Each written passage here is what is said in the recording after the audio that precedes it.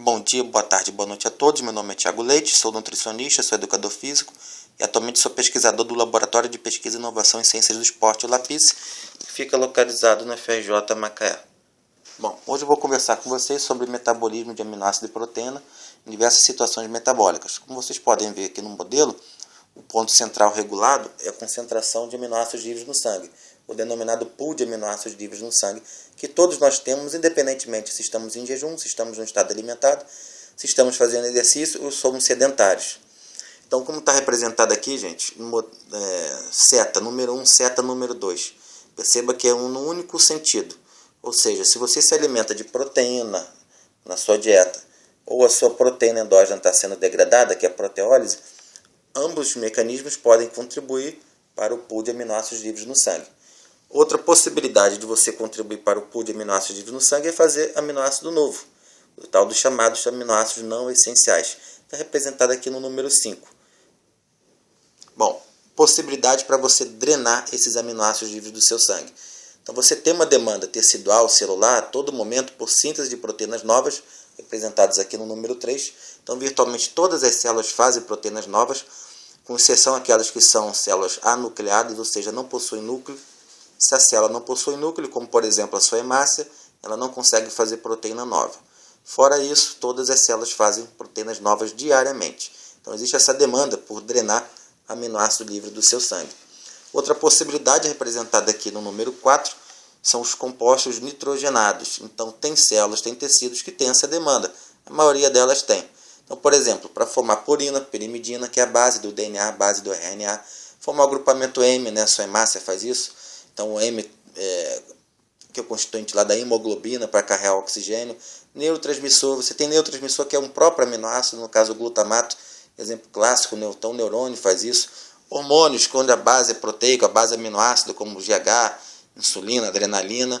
Enfim, outros compostos como glutationa, como carnitina, creatina, são compostos que têm nitrogênio na estrutura. Se tem nitrogênio na estrutura, precisa de estar captando aminoácido, já que carboidrato e lipídio não tem nitrogênio na estrutura. Então, vou conversar com vocês como todo esse processo aqui é regulado, né? Então, por exemplo, a proteína da dieta. Quando você come proteína na sua dieta, ela será degradada, metabolizada ao longo do trato gastrointestinal e o seu enterócito essencialmente vai estar absorvendo aminoácido livre, di e tripeptídeo. Quantitativamente, o di e o tripeptídeo são o tema mais importante. No meio intracelular do enterócito, você tem as enzimas di e tripeptidases, que vão degradar os di e tripeptídeos nos seus aminoácidos constituintes. Na essência, gente, na veia porta que liga o trato gastrointestinal ao seu fígado e até na circulação sistêmica, já corrente sanguínea mesmo, que a gente vai encontrar basicamente aminoácido livre. Outra possibilidade, como já comentado, é você fazer proteólise. Fez proteólise, gerou aminoácido livre, que pode estar chegando no seu pool de aminoácidos livres no sangue. Essa proteólise está aumentada basicamente durante os processos catabólicos. Você pode ter, por exemplo, um grande queimado, você pode ter uma infecção, tumores, né? Você pode ter durante uma prova de longa duração, uma maratona, uma ultramaratona, você não tenha se alimentado direito, um jejum prolongado. Então são situações que a gente espera que a proteólise tenha aumentado um pouco. Bom, aí você gera esses aminoácidos livres no sangue, como citado. Você pode fazer proteínas novas, principalmente no estado alimentado, isso vai estar mais evidenciado, né, durante o estado alimentado, ou fazer então os seus compostos nitrogenados. Mas o que eu quero chamar a atenção para a discussão aqui desse vídeo, na verdade é o número 5 em diante, essa parte aqui de baixo. Então o número 5 está representando o aminoácido entrando, vamos dizer assim, no metabolismo intermediário.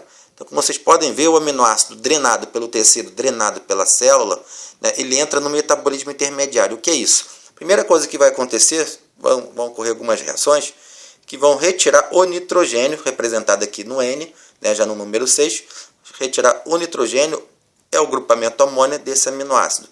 Então você vai ter como produto dessa reação o nitrogênio livre, a amônia ali representada, e o seu esqueleto de carbono, ou seja, já é o alfa-cetoácido, ou seja, o aminoácido sem esse grupamento amônia. O nitrogênio, basicamente, ele pode ter dois grandes destinos. Ou ele vai para o seu fígado, que majoritariamente acaba acontecendo, e lá vai será convertido em ureia pelo ciclo da ureia. Então o fígado é o único tecido que tem um ciclo da ureia para converter amônia mais bicarbonato com coxa de energia, sob a forma de ATP, em ureia. Essa ureia pode ser então eliminada via urina. Ou essa amônia, né, pode diretamente ser eliminada na urina como amônia mesmo. Então são duas grandes possibilidades. Tá? E aqui o Czinho, que representa então o esqueleto de carbono do seu aminoácido, que já não contém mais o nitrogênio, ele pode pegar algumas vias metabólicas. Essas aqui, minha gente, na realidade vai depender do tecido que você vai estar dizendo e dependendo da questão metabólica que aquele tecido se encontra. Por exemplo, esse Czinho, que é o esqueleto de carbono, então, do seu aminoácido original, virando ATP e CO2, ou seja, virando energia, vou dar um exemplo aqui, pode estar acontecendo no seu músculo esquelético durante o exercício físico. Basicamente, os principais aminoácidos que são capazes de fazer isso é o tal do BCAA, valina, leucina e isoleucina. Então, o BCAA pode ser convertido sim, não é até a prioridade, mas pode ser convertido em ATP e CO2. Existe via metabólica para isso. Que condições isso vai acontecer? Qualquer condição? Não é qualquer condição. Então, começa, né, a aumentar essa produção de ATP a partir do BCAA, por exemplo, em situações onde você já tem um glicogênio corporal baixo, tanto hepático quanto muscular. Então, é uma possibilidade.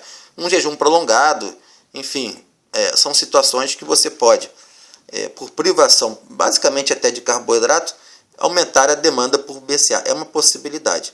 Outra possibilidade, que é um outro momento metabólico, ó, esse carbono aqui, tá vendo? Ó, virar glicose. Onde isso vai acontecer? No músculo? Não é no músculo. Aí já estou falando, ó, esqueleto de carbono oriundo do aminoácido gerando glicose. Isso é gliconeogênese, que pode acontecer majoritariamente no fígado e em algumas situações até no seu rim. Bom, quando que isso vai acontecer, gliconeogênese? Vai acontecer, por exemplo, num jejum prolongado, onde você vai estar perdendo massa magra, está perdendo, na verdade, massa magra basicamente do seu músculo, mas não só do músculo, de outros tecidos também, ó.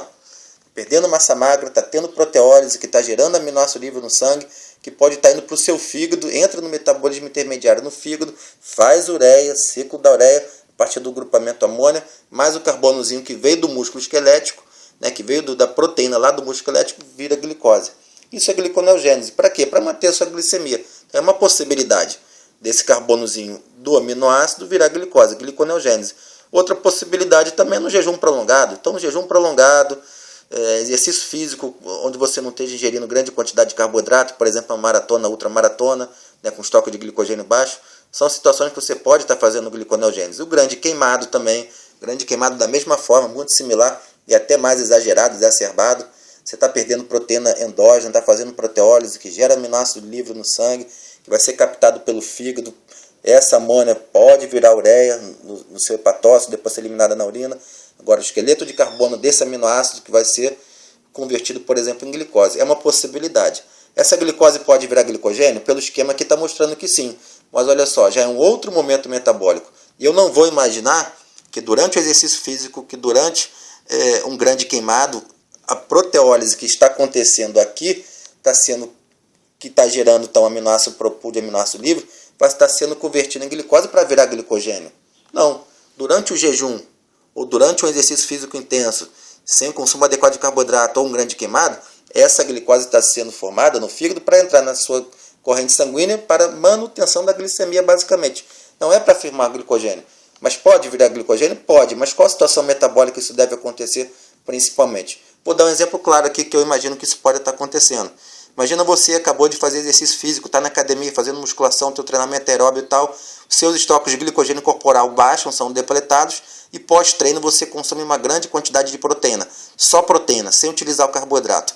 Parte dessa proteína que você está ingerindo, né, proteína que você está ingerindo da sua dieta, que vai ser digerida e absorvida e vai fazer parte do pool de aminoácido livre, que você gostaria, né, desejaria que fosse majoritariamente canalizada para a síntese de proteína, e que de fato vai, mas boa parte dela, por não estar consumindo carboidrato, pode ser direcionada também, imagino eu, para a síntese de glicose, manutenção da glicemia, e se tiver em excesso, vamos pensar assim, tá? Pode até estar formando glicogênio.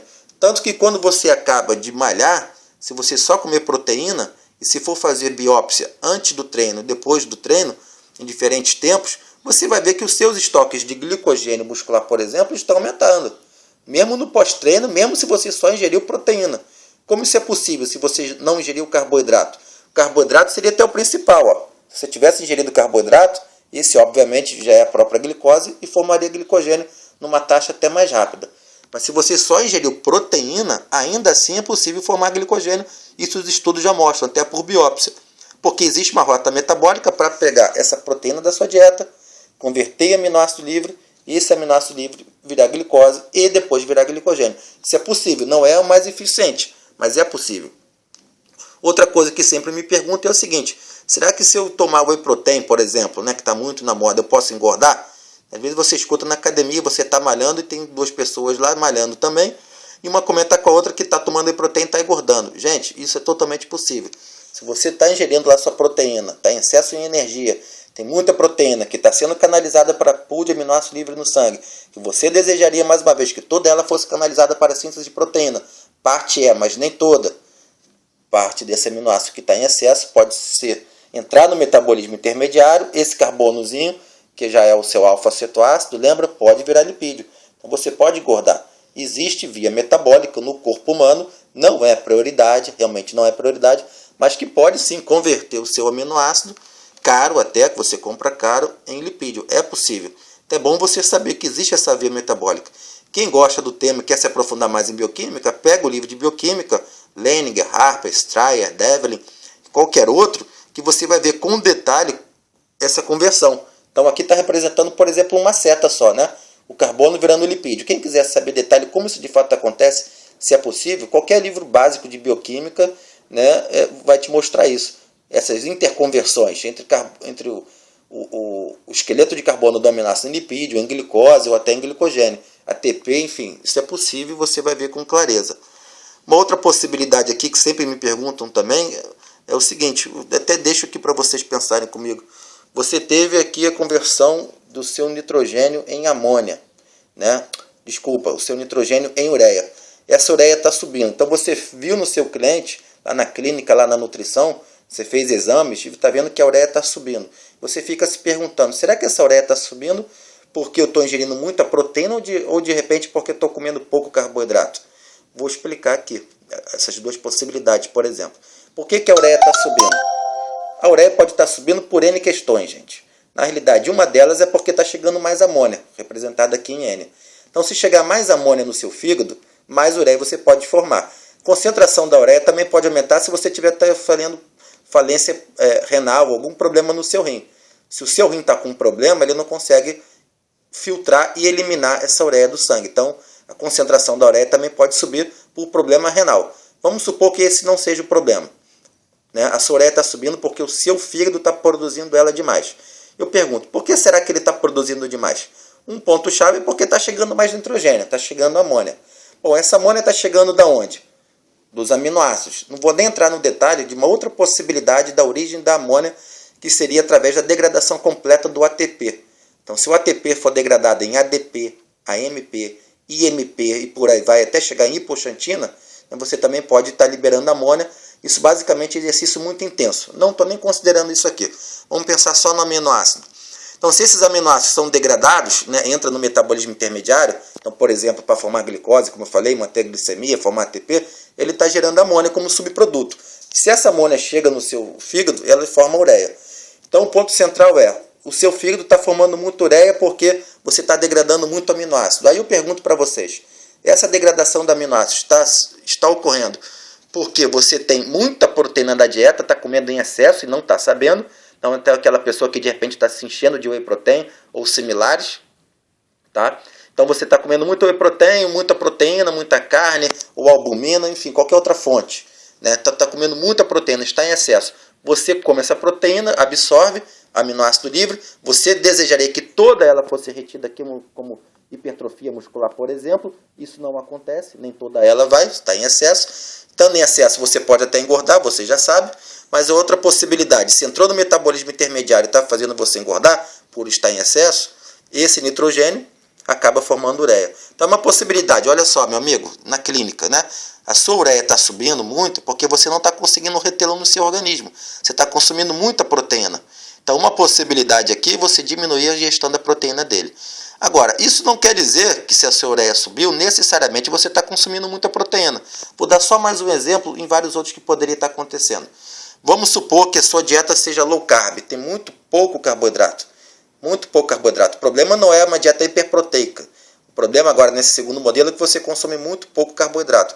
Pois bem, se você consome muito pouco carboidrato, 50 gramas de carboidrato dia, por exemplo, dieta do Dr. Atkins, enfim, uma dieta muito restrita em energia sob a forma de carboidrato, eu posso imaginar aqui comigo que parte da sua proteína, seja ela da dieta ou seja ela endógena, está fornecendo aminoácido para o seu pool de aminoácido livre no sangue, e esse aminoácido livre no sangue está sendo canalizado para quê? Bom, para formar glicose. Formar glicose, isso é gliconeogênese hepática. Formar glicose para quê? Para manutenção da glicemia, já que você está numa dieta com um teor muito baixo de carboidrato. Agora, quando você forma glicose, você acaba formando como subproduto o nitrogênio, a amônia, que pode formar ureia também. Então, por exemplo, como saber se essa ureia que está sendo produzida é em função de uma dieta low carb ou é em função de uma dieta rica em proteína? Você poderia dosar, por exemplo, aqui, nesse modelo bem simplista, tá, gente? Corpos cetônicos, que não está mostrado nesse modelo. Corpos cetônicos são formados no seu fígado a partir do metabolismo de gordura, mas basicamente quando você tem uma baixa de insulina. Baixa de insulina vai acontecer basicamente aonde? Numa dieta low carb. Então, se você quer saber se a ureia está sendo produzida em excesso pelo seu fígado por conta de uma dieta low carb, ou de repente porque está comendo muita proteína, se você usar corpos cetônicos, pode te dar uma luz nesse sentido. Se os corpos cetônicos estiverem altos, muito provavelmente está faltando carboidrato na sua dieta. Se os corpos cetônicos estiverem dentro da normalidade, provavelmente é porque realmente você está comendo muita proteína. É claro que isso aqui é um modelo bem simplista, existem várias outras possibilidades, mas o metabolismo é fantástico nesse sentido. Bom, esse foi o vídeo que eu quis mostrar para vocês hoje. Se você gostou, tem outros vídeos, na verdade, artigos, discussões nesse grupo aqui, Ciência e Saúde, que é para os profissionais da saúde, graduandos, graduados, pós-graduados. Se você gostou, entre lá no grupo Facebook, Ciência e Saúde, que você vai ter acesso a outras informações. E esses aqui são 2 outros eventos que eu estarei, convido a todos vocês. Tá? Então, vou estar no 4º Simpósio de Nutrição Esportiva, produzido pela empresa Funcionário, e no Expo Health, ambos aqui em 2014, segundo semestre de 2014. Obrigado a todos, aguardo vocês, um abraço. Convide os amigos para o grupo do Facebook Ciência e Saúde.